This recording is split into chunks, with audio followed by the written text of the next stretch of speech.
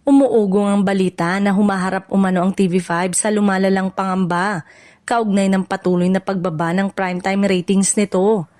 Ayon sa ilang industry insiders, ramdam na ramdam ng network ang matinding kompetisyon mula sa iba pang pangunahing istasyon, partikular na sa ABS-CBN at GMA na patuloy na nangunguna sa mga numero tuwing gabi.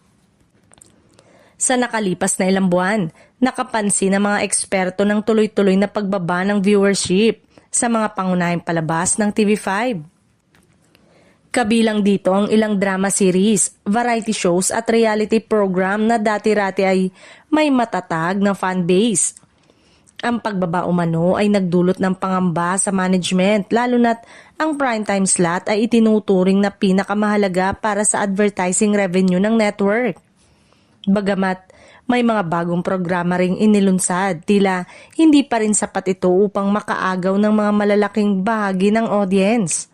Ayon sa ilang source, may ilang pang shows na hindi nakakatugon sa panlasa ng mas nakararaming manonood, dahilan kung bakit bumababa ang ratings.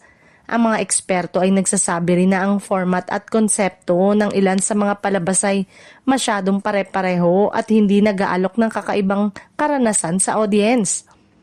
Upang tugunan ng sitwasyon, pinaplano ng TV5 ang pagpapalakas ng marketing campaign at muling pag-aayos ng lineup ng primetime. Kasama rito ang posibleng pagdagdag ng mga bagong palabas at pagbabago sa oras ng airing ng ilang existing program.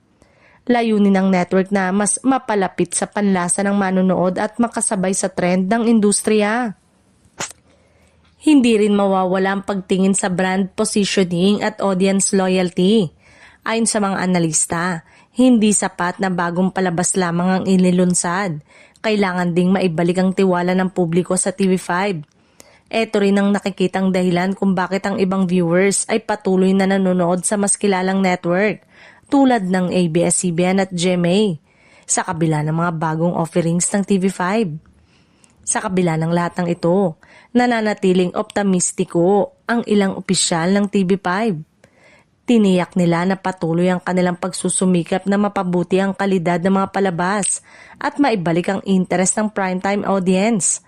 Dagdag pa nila, ang mga hakbang na ito ay parte ng mas malawak na plano ng network upang muling mapalakas ang posisyon nito sa industriya ng telebisyon sa bansa.